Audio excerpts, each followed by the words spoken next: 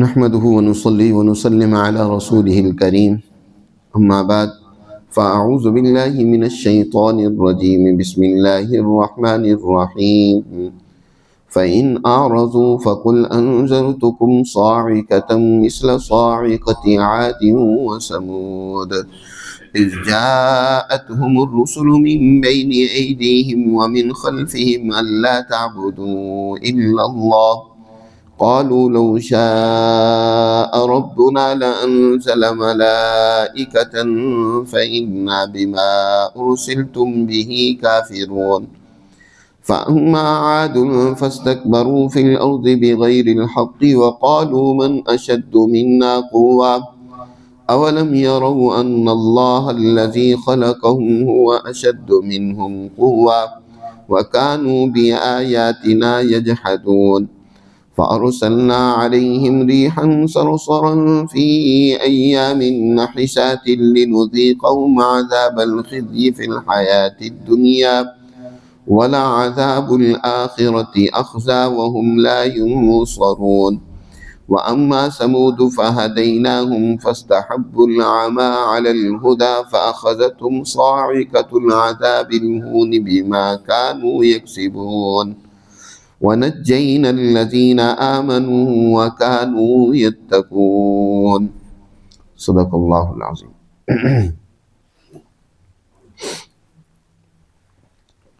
یہ سورہ حامیم السجدہ کے دوسرے رکوع کی آیات ہیں۔ گزشتہ آیات مبارکہ میں اللہ سبحانہ وتعالی نے اس کائنات کی تخلیق میں جو اپنی قدرت کار فرما ہے اس کو بطور شہادت کے پیش کیا ہے کہ اللہ نے زمین اور اس میں موجود طرح طرح کے خزانے جو اللہ نے ہر طرح کی مخلوقات کے لیے پیدا فرمائے ہیں وہ 2 دن میں پیدا فرمائے۔ زمین 2 دن میں تخلیق ہوئی، پھر اسی طرح ان خزانوں کی پیدائش 2 دن میں ہوئی۔ اس طریقے سے یہ 4 دن لگے ہیں زمین اور اس کے خزانوں کی تکمیل میں۔ پھر آسمان اس کے بنانے میں اللہ نے 2 دن لگائے، تو یہ پورے 6 دنوں میں اللہ نے اس کائنات کا نظام مرتب کیا ہے۔ اور اس سے مقصد در حقیقت جیسے میں نے کل ذکر کیا تھا،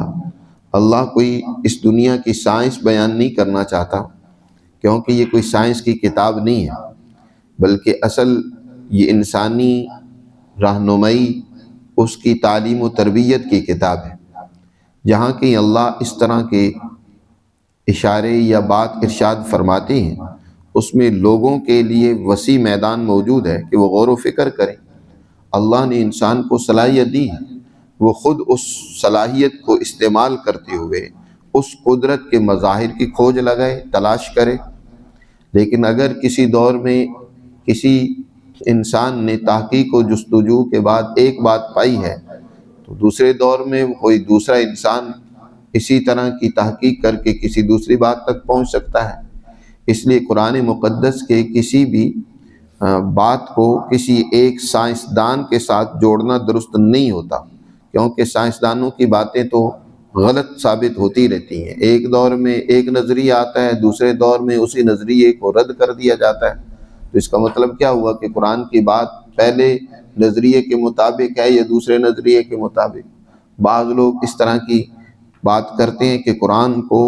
سائنسدانوں کے نظریات سے جوڑنے کی کوشش کرتے ہیں، حالانکہ قرآن تو در حقیقت یہاں پر جو قرآن نے یہ مثال دی ہے اس کائنات کی تخلیق کے حوالے سے، اس سے مقصد در حقیقت اللہ اپنی قدرت کو بیان کرنا چاہتا ہے کہ اس کی قدرت اس درجے کی ہے کہ کیسے تم دیکھ رہے ہو کہ کائنات جو ہزاروں لاکھوں میلوں پر پھیلی ہوئی ہے، اس مالک نے کس تدریجی مراحل سے گزار کر اس کو پیدا کیا ہے۔ باقی انسانوں کی صلاحیتیں ہیں، وہ اللہ کی اس کائنات میں کھوج لگائیں، دیکھیں، اس کی تحقیق و تفتیش کریں۔ اللہ نے خود حکم دیا، اس کی ممانعت نہیں ہے۔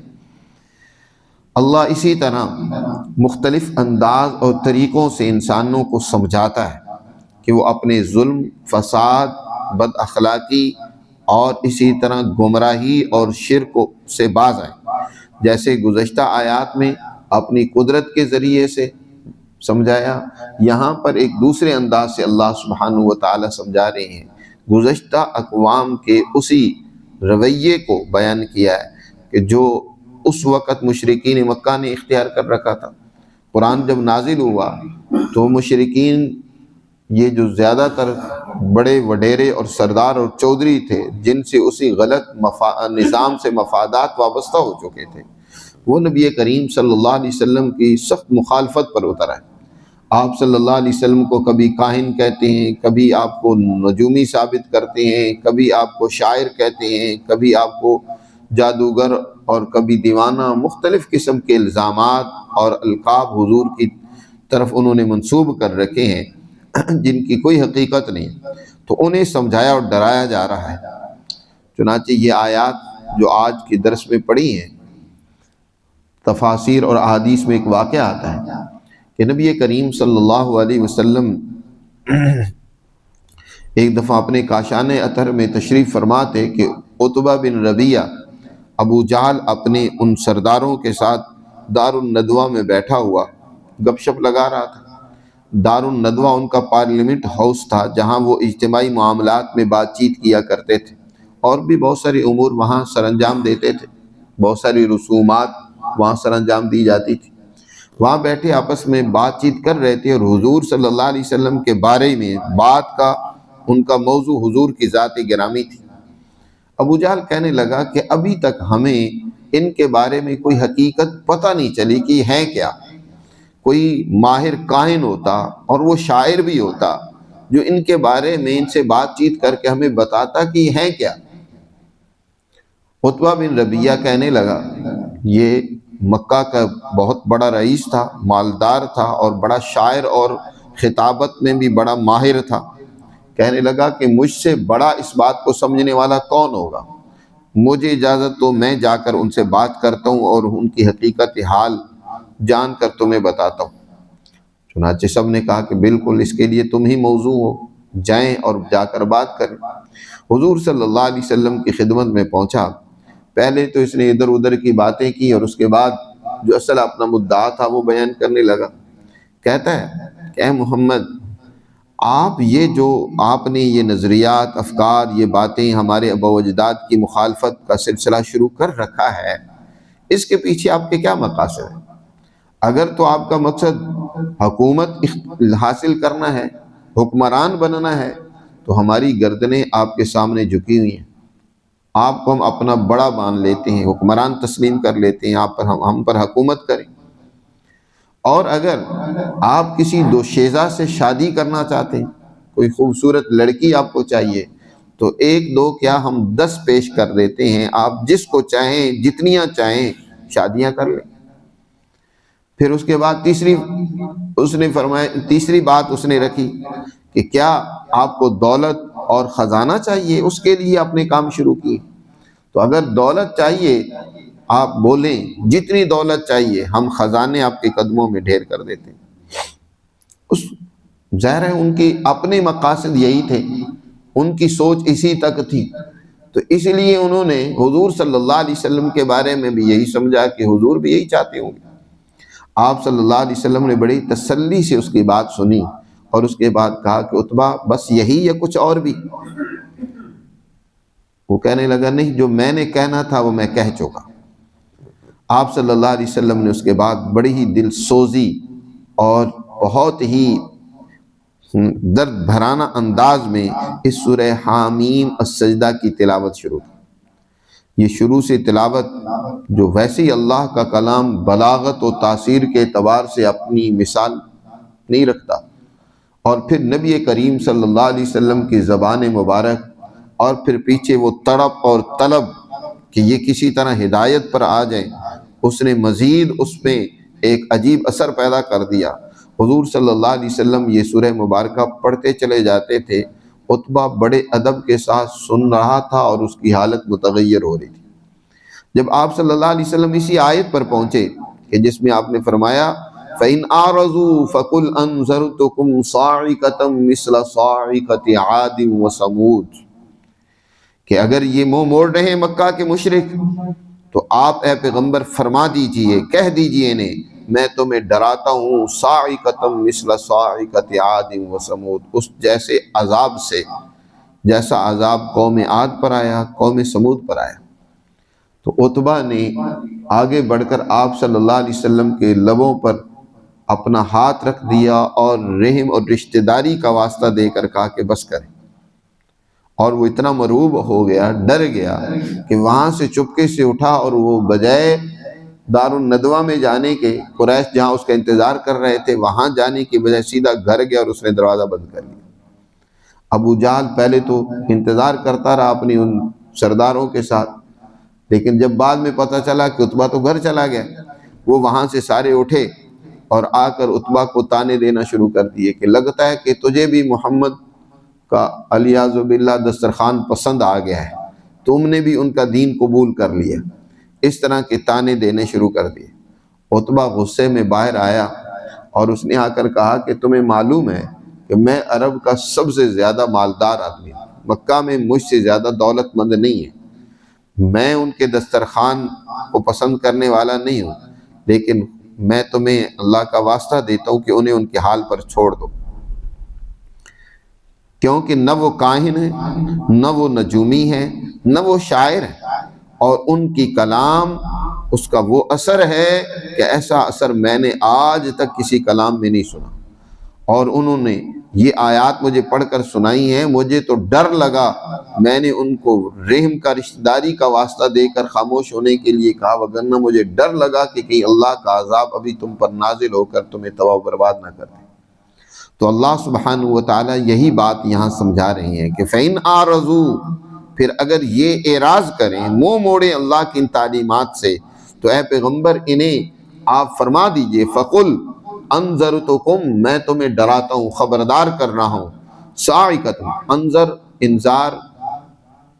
انذار کا مطلب مطلقاً ڈرانا نہیں ہوتا، بلکہ اس میں دو چیزیں ہوتی ہیں، ایک تو بروقت ڈرانا، مثلا جو سزا اور عذاب یا کوئی تکلیف آنے والی ہے وقت سے پہلے اس کے بارے میں خبردار کر دینا کہ یہ تم پر تکلیف آ رہی ہے، اس کے لیے بچاؤ کا انتظام کر لو، اور دوسرا اس کے پیچھے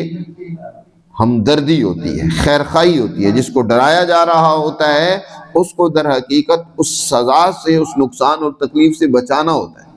تو آپ صلی اللہ علیہ وسلم نے فرمایا کہ میں تمہیں خبردار کر رہا ہوں، صاعقۃ مثل صاعقۃ عاد و ثمود، صاعقہ اصل میں اس آواز کو کہتے ہیں، بادلوں کی وہ کڑک کی آواز جس کے ساتھ بجلی بھی ہو، اس کو صاعقہ کہتے ہیں۔ بعد میں یہ لفظ مطلقاً عذاب اور سزا کے لیے استعمال ہونے لگا، تو اب یہاں بھی معنی مطلقاً عذاب کے ہیں کہ میں تمہیں عذاب سے ڈرا رہا ہوں جیسا عذاب قوم عاد اور قوم ثمود پر آیا، ان قوموں پر جیسے عذاب آیا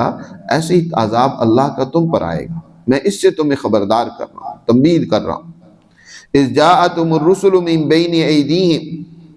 ومن خلفہم اللہ تعبدوا الا اللہ، جب ان کے پاس اللہ کے رسول آئے، جی، من بین ایدیہم ومن خلفہم، ان کے سامنے سے اور ان کے پیچھے سے،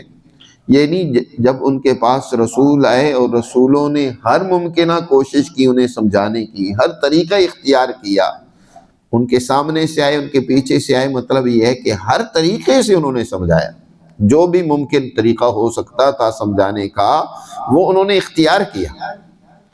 بجائے اپنے رسولوں کی بات پر کان دھرنے کے۔ اور ان کی دعوت کیا تھی؟ وہ کہتے کیا تھے؟ صرف یہی کہ اللہ تعبدوا الا اللہ، اللہ کے سوا کسی کی غلامی اور اطاعت نہ کرو، کسی کی بندگی اللہ کے سوا نہ کرو،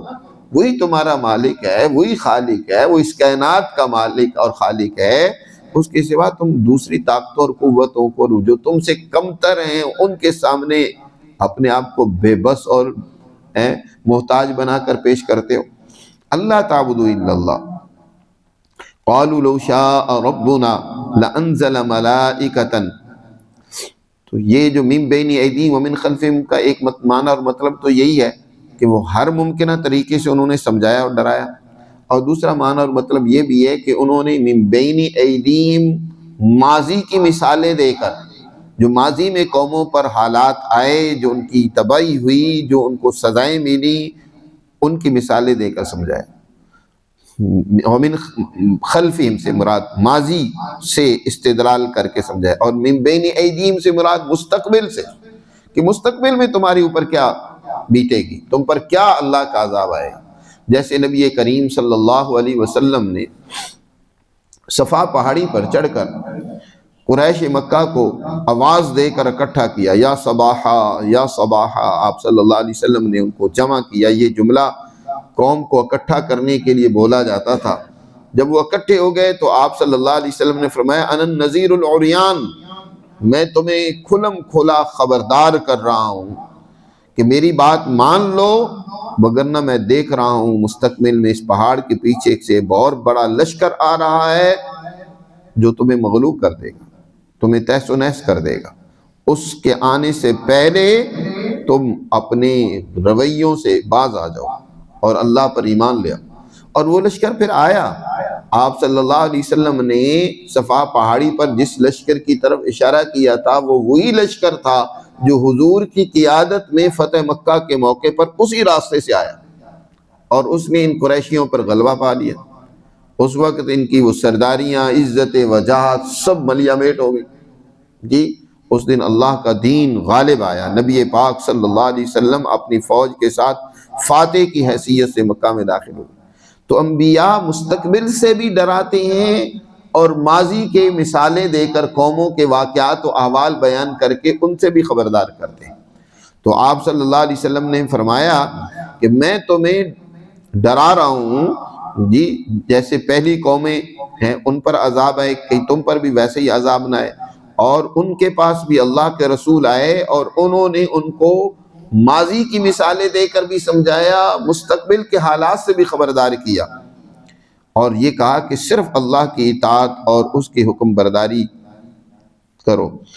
قالوا لو شاء ربنا، وہ آگے سے جواب کیا دیتے ہیں؟ وہ کہتے ہیں لو شاء ربنا لانزل ملائکۃ فإنا بما ارسلتم به کافرون، اگر اللہ چاہتا، ہمارا رب اور پروردگار چاہتا ہمیں سمجھانا تو کسی فرشتے کو بھیجتا، لانزل ملائکۃ، فرشتے ہمارے پاس آتے۔ تم آ گئے ہو، تم ہمارے جیسے انسان ہو، ہیں گوشت پوشت کے بنے ہوئے ہو، اور ہماری طرح کھانا پینا اور ضروریات ہیں۔ یعنی وہ یہ سمجھتے تھے کہ انسان ہونے کا مطلب تو یہی ہے جو ہم کر رہے ہیں، ہم جو بدماشیاں کر رہے ہیں، جو ہماری عیاشیاں ہیں، تو انسان ہوگا تو وہ تو یہی کرے گا۔ تو فرشتہ ہی ہو سکتا ہے نا جس کو ان چیزوں کی ضرورت نہیں ہے، نہ کھانے پینے نہ ان بدماشیوں کی، اسے ضرورت نہیں، تو وہی آنا چاہیے ہمیں سمجھانے کے لیے۔ تم انسان ہو اور ہمارے جیسے ہو، تو یہ کیسے ہے کہ بھئی تم جو ہے یہ باتیں ہمیں سمجھاؤ جی۔ وہ یہی کہنے لگے لو شاء ربنا لانزل ملائکۃ۔ قرآن نے اس بات کو جگہ مختلف مقامات پر بیان کی ہے کہ انبیاء وہ انسانوں میں سے ہی ہوتے ہیں، انسان ہوتے ہیں، لیکن وہ اسی ظلم، فساد، بدامنی جس میں وہ لوگ مبتلا ہوتے ہیں اس سے وہ کوسوں دور ہوتے ہیں، اور اس سے بچنے کی ہی انسانیت کو ہدایت کرتے ہیں۔ نبی کریم صلی اللہ علیہ وسلم ابتدائے آفرینش سے لے کر اپنی ولادت سے لے کر آپ صلی اللہ علیہ وسلم ساری زندگی بہترین اخلاق کا ایک نمونہ تھے، باوجود اس کے کہ آپ بھی انسان تھے۔ آپ صلی اللہ علیہ وسلم کے ساتھ بھی سارے وہی تقاضے تھے جو عام انسانوں کے ساتھ ہوتے ہیں، لیکن آپ صلی اللہ علیہ وسلم نے کبھی بدعہدی نہیں کی۔ ایک واقعہ مثال کے طور پر ذکر کرتا ہوں، یہ آپ کے ابتدائی زمانے کا واقعہ ہے۔ آپ صلی اللہ علیہ وسلم نے کاروبار کا سلسلہ شروع ہی سے، جب آپ نے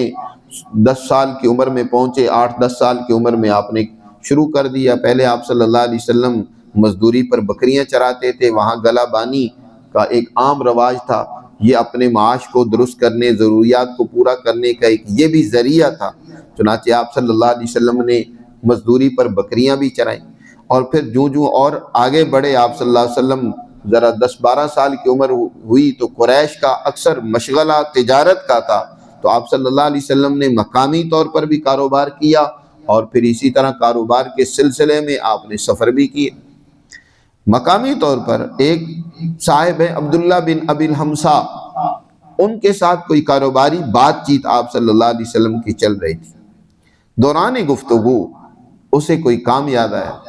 اور اس نے آپ صلی اللہ علیہ وسلم سے کہا کہ آپ یہیں ٹھہرے، میرا انتظار کریں، میں یہ کام کر کے آیا، بقیہ معاملہ ہم پھر طے کرتے ہیں۔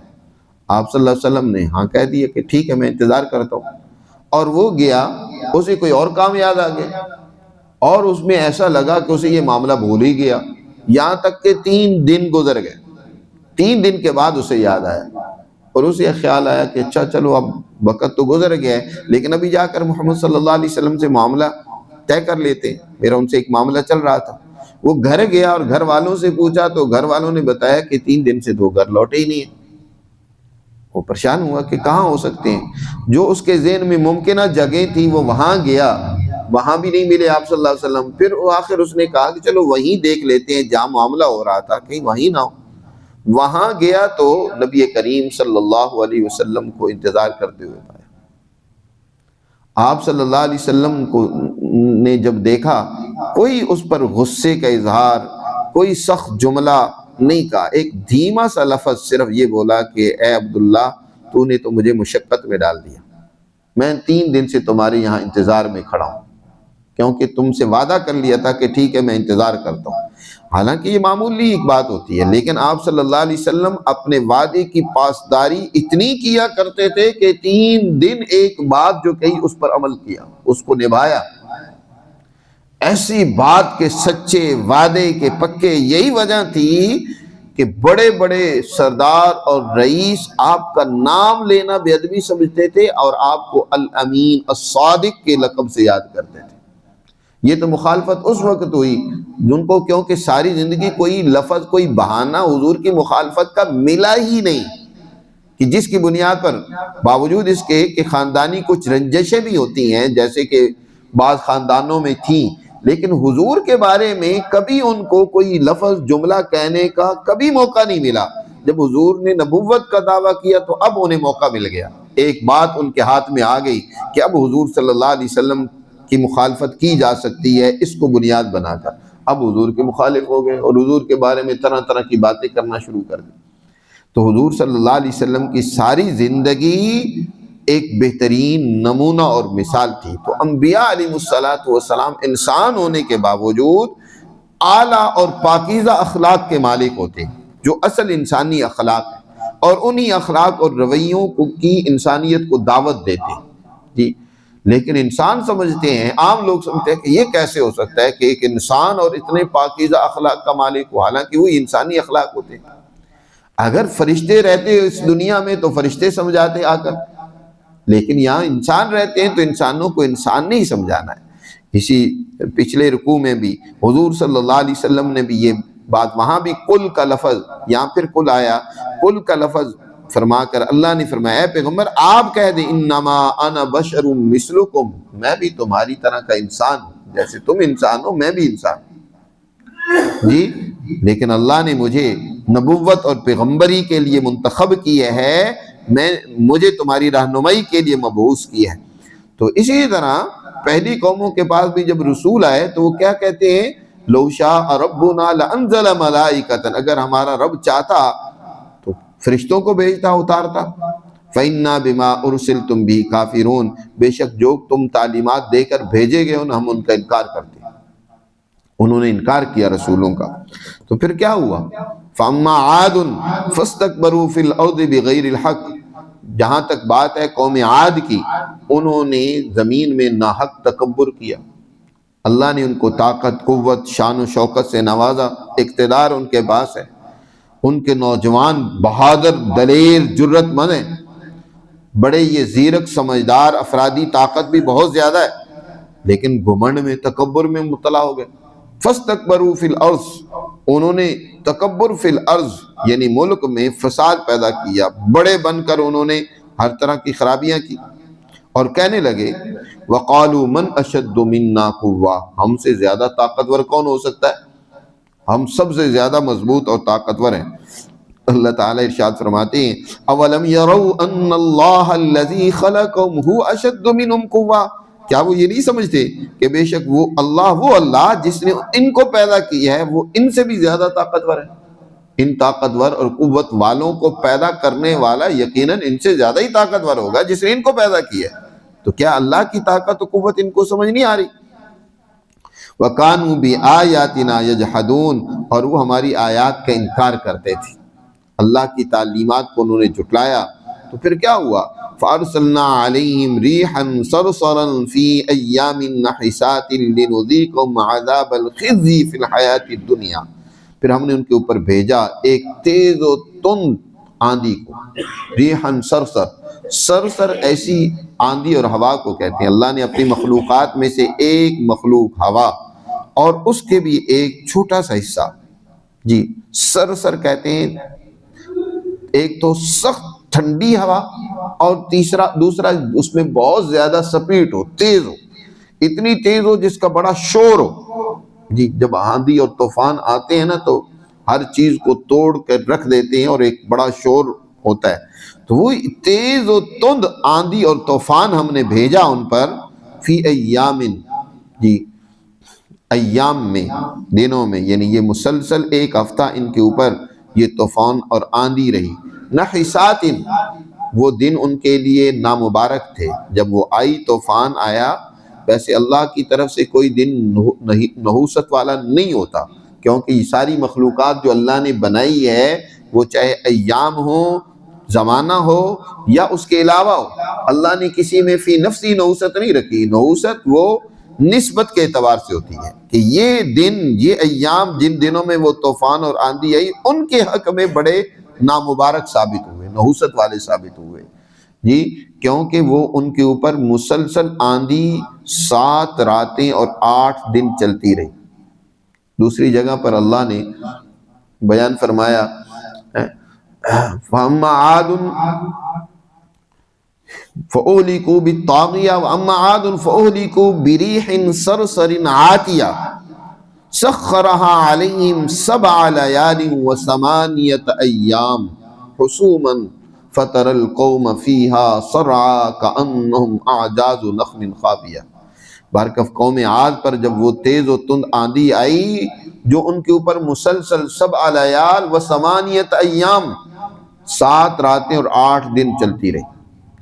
اور انہیں ایسے توڑ موڑ کر تباہ و برباد کر کے رکھ دیا جیسے کہ کھوکھلے کھجور کے تنے وہ گرے پڑے ہوتے ہیں نا، جب طوفان انتہائی تیز آتا ہے نا تو کئی درخت بھی ٹوٹے پڑے ہوئے ہوتے ہیں ایسے، تو ایسے وہ سب درختوں کی مانند کٹے پڑے تھے، گرے پڑے تھے اور ہلاک ہوئے پڑے تھے۔ اسی کو قرآن نے یہاں بیان فرمایا کہ پھر ہم نے ان کے اوپر تیز اور یخ ٹھنڈی ہوا بھیجی، فی ایام نحسات لنذیقہم، تاکہ ہم ان کو چکھائیں عذاب الخزی، ذلت و رسوائی کا عذاب اور سزا، فی الحیات الدنیا، دنیا کی زندگی میں۔ ظالم قوموں پر اللہ کا عذاب دنیا میں بھی آتا ہے۔ جب افراد ظالم ہوتے ہیں نا تو پھر اللہ ان کو بہت مہلت دیتا ہے۔ بعض افراد کو اللہ دنیا میں سزا بھی نہیں دیتا، آخرت میں ان کی سزا موقوف ہو جاتی ہے۔ لیکن جب مجموعی قوم ہی ظالم ہو جائے اور اس معاشرے کے اندر فساد بربریت بڑھ جائے، ایک ظالم طبقہ ہے، دوسرا ان کا حامی طبقہ ہو جاتا ہے جو ان کا پیروکار ہوتا ہے، اور اس معاشرے میں کوئی خیر باقی نہیں رہتی، تو پھر اللہ اس مجموعی قوم پر عذاب بھی نازل کرتا ہے اور اس دنیا میں اس کو نشان عبرت بنا دیتا ہے۔ یہی حال اس قوم کا تھا کہ پوری قوم سوائے چند ایک لوگوں کے جو حضرت ہود علیہ السلام پر ایمان لے آئے تھے، باقی اکثریت کی حالت بہت بری تھی۔ تو اللہ تعالیٰ نے فرمایا پھر ہم نے انہیں دنیا کی زندگی میں ذلت اور رسوائی کا عذاب کا مزہ چکھایا، وَلَعَذَابُ الْآخِرَةِ أَخْزَىٰ وَهُمْ لَا يُنصَرُونَ، اور آخرت کا عذاب تو بہت ہی زیادہ رسوا کن ہوگا اور وہاں ان کو کسی قسم کی کوئی مدد نہیں ملے گی، وَهُمْ لَا يُنصَرُونَ۔ وَأَمَّا ثَمُودَ، یہ تو قوم عاد کا انجام ہوا، اب قوم ثمود کا انجام بھی سن لو۔ وَأَمَّا ثَمُودُ فَهَدَيْنَاهُمْ، ہم نے ان کی رہنمائی کی، ہم نے انہیں انبیاء کے ذریعے سے ہدایت دی، انہیں تعلیم دی، انہیں راستہ دکھلایا جی، لیکن فَاسْتَحَبُّوا الْعَمَىٰ عَلَى الْهُدَىٰ، انہوں نے اسی اندھے پن اور جہالت کو ہی اس ہدایت پر ترجیح دی، وہ اسی طرح اپنی حالت پر مگن رہے، وہی جو جہالت تھی اسی جہالت کو بنیاد بنا کر الٹا انبیاء کی مخالفت کی، حضرت صالح علیہ السلام کی مخالف ہو گئے، اور طغیان اور سرکشی کا رویہ اختیار کیا، تو پھر کیا ہوا؟ فَأَخَذَتْهُمْ صَاعِقَةُ الْعَذَابِ الْهُونِ، پس پکڑ لیا ان کو عذاب کی ایک کڑک نے، جی ایک ایسی آواز، ہولناک دھماکہ ہوا، جیسے پہاڑ آتش فشاں پہاڑ پھٹیں تو جیسے آواز آتی ہے، اسی طرح ایک زلزلہ آیا۔ وہ یہ قوم کیونکہ قوم عاد صحرا میں آباد تھی، وہاں صحرا میں جیسے طوفان آتے ہیں، تیز طوفان آتے ہیں، تو طوفان آیا۔ یہ قوم جو ہے یہ پہاڑوں کے قریب آباد تھی، تو اللہ نے ایک زوردار جھٹکا دیا، دھماکہ کیا، آتش فشاں پہاڑ پھٹے، جس سے ان کے کلیجے پھٹ گئے اور پتھر ان پر برسائے گئے۔ دوسری جگہ پر اسی قوم کو قوم حجر بھی کہا جاتا ہے، ان پر پتھر برسے۔ تو صاعقۃ العذاب الہون، ایسا عذاب جو ذلیل کر کے رکھ دینے والا تھا، بما کانوا یکسبون، اس کا سب یہ تھا کہ وہ جو کرتوت کرتے تھے نا، وہ جو ظلم و فساد کرتے تھے، یہ سبب بنا ان کی تباہی و بربادی اور عذاب کا۔ تو اللہ سبحانہ وتعالیٰ نے یہاں پہلی قوموں میں سے 2 قوموں کا تذکرہ کیا ہے، اور ان کے اوپر جو اللہ کی دنیا میں بھی سزا آئی ہے اس کو یہاں مثال کے طور پر بیان کر کے تنبیہ کی ہے کہ بعض آ جاؤ اپنے ظلم اور زیادتی کے رویوں سے، اپنے کفر و شرک سے، اور نبی کریم صلی اللہ علیہ وسلم کی اس ہدایت اور تعلیمات میں غور و فکر کرو، اسے سنو، قبول کرو، اسی میں تمہاری نجات ہے، وگرنہ پہلی قوموں کی طرح تم بھی اللہ کے عذاب اور گرفت سے بچ نہیں سکو گے۔ اللہ ہمیں سمجھ نصیب فرمائے اور اپنے احکامات پر عمل پیرا ہونے کی توفیق دے۔